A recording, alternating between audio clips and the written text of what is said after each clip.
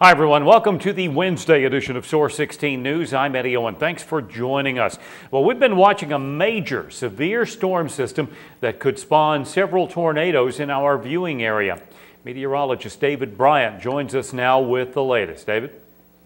Well, Eddie, a very interesting scenario setting up. Storm Prediction Center has issued a high risk of severe weather. We see here in the white, and that's a very rare occurrence. A lot of times we'll see the slight risk, maybe even the moderate risk. But when they go to that high risk, which does include all of western Kentucky, that does mean that they are very concerned about the possibility of some strong tornadoes. I want to show you the wider view. Now, this morning, of course, things fairly quiet across areas. We put this into motion, though. Notice this long line of strong thunderstorms, and some of those have been actually producing tornadoes, especially in portions of Missouri down into Arkansas that I'm tracking that are working in our direction and will be as we go through the evening hours.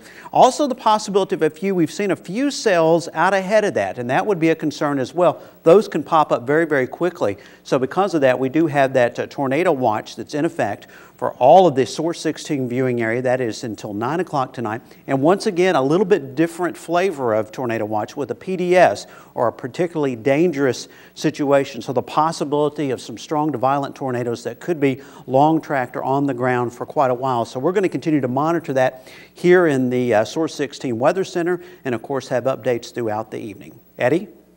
All right, thanks, David. And if you live in a mobile home, a manufactured home, or don't have a basement, you'll want to seek safety in a sturdy structure.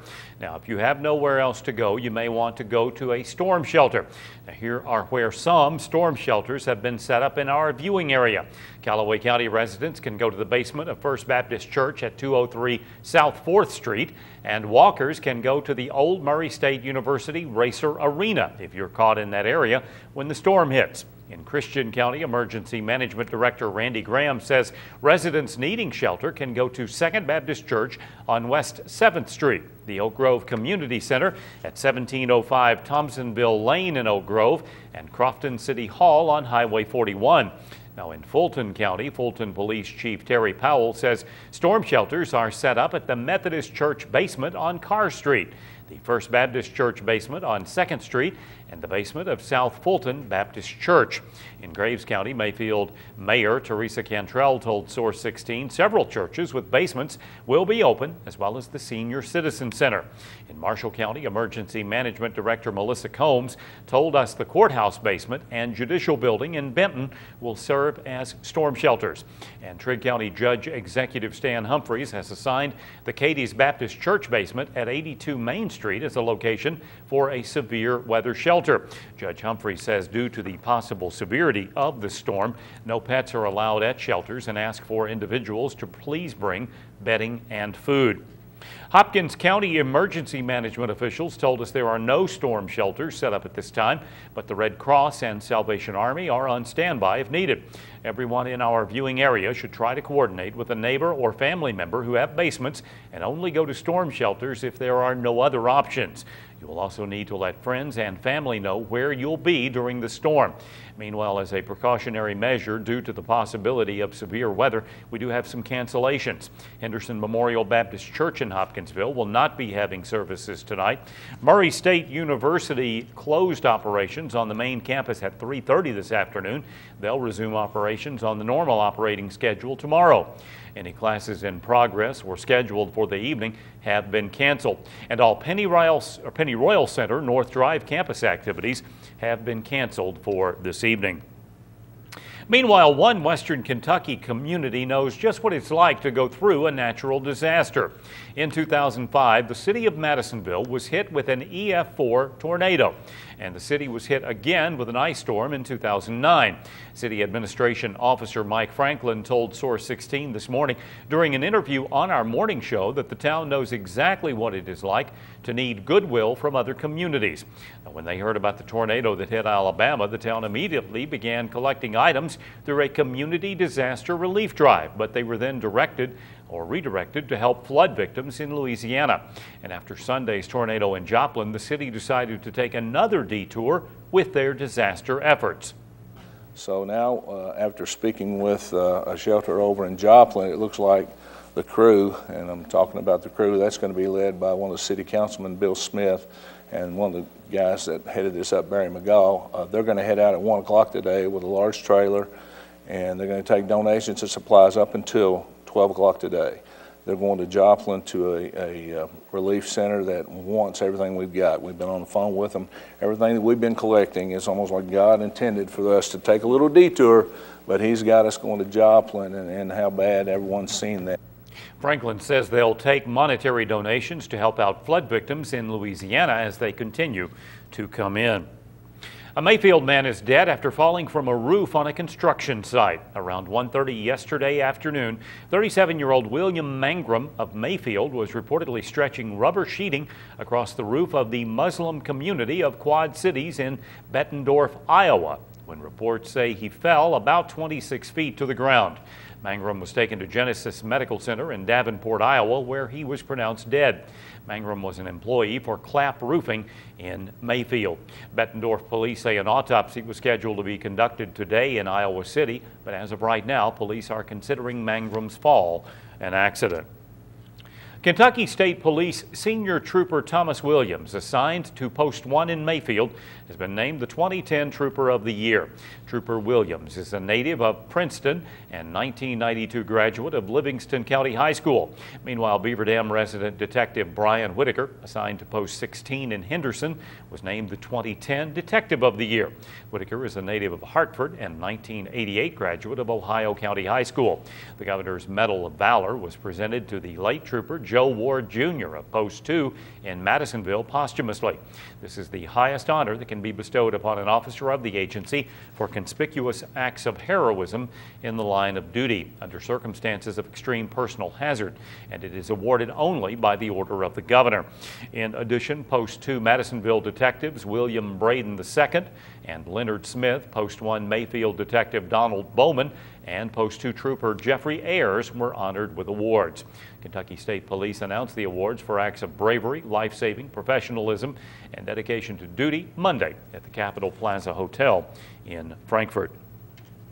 A Graves County man is behind bars after police say he broke into a home and sexually assaulted a mother and her daughter for several hours.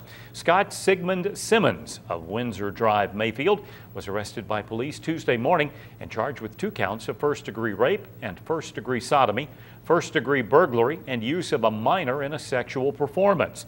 In the early morning hours Tuesday, Mayfield police received a call of a sexual assault on South 8th Street. The victim told police that a black male threw a paint can through a bedroom window and entered the apartment, forcing himself onto a mother and daughter for several hours. Police say when Simmons left the residence, he took a computer. According to police, Simmons was taken into custody and lodged in the Graves County Jail after he was identified by the victims. Well, a traffic stop landed 3 Hopkins County residents in jail facing numerous felony drug charges after police found a meth lab in their vehicle. Kentucky State Police pulled over a vehicle being driven by 49-year-old Mark Robards of Madisonville this morning around 1 o'clock on Anton Road in Hopkins County. Now, during the traffic stop, state troopers smelled a strong chemical odor coming from the vehicle and found a suspected meth lab, a quantity of methamphetamine, anhydrous ammonia, pseudoephedrine, and other components used to manufacture meth.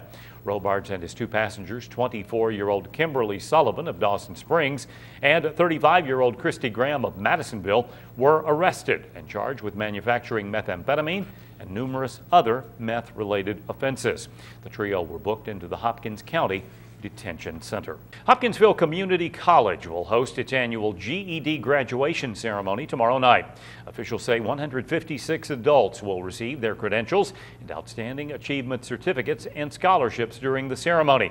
Director of Academic Foundations Gary Dawson says earning a GED is a great second chance for those individuals who did not obtain their high school diplomas. We are so proud of all of our graduates. The keynote speaker for the event is Holly Perez Knight with the Trilogy Center for Women. The ceremony is scheduled for 7 o'clock tomorrow night at HCC's auditorium. Imagine calling an exterminator to your home to get rid of a bug problem and then realizing they took a lot more than that. That exact situation recently happened to a Graves County woman. Diane Clark says Terminex employee Kelly Billington arrived at her house to spray for ants, but after Billington left, she said her house is still full of ants and her prescription painkillers and more than $300 is still missing from her purse in her car. Clark said she called the exterminator and told her to bring the stolen property back. Billington reportedly returned the money but couldn't produce the pills Clark said she needs for back pain. Billington is lodged in the Graves County Jail. A Cerulean teen was transported by ambulance to Jenny Stewart Medical Center Tuesday morning after being involved in a single vehicle wreck. The Christian County Sheriff's Office says 17-year-old Seth Gamble of Princeton Road was driving south on Princeton Road headed to school when his pickup truck ran off the road, hit a culvert under a driveway, and went airborne for several feet before landing in a front yard. Gamble was transported to Jenny Stewart Medical Center for treatment of his injuries.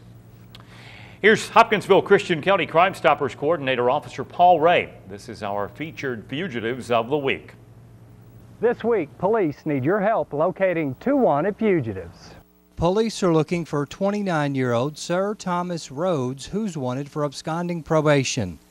Rhodes is a black male who stands 5 feet, 9 inches tall, and weighs 150 pounds. His last known address was the 100 block of South Fowler Avenue. Police are also looking for 30-year-old Zacchaeus Hunter, who's wanted on multiple warrants.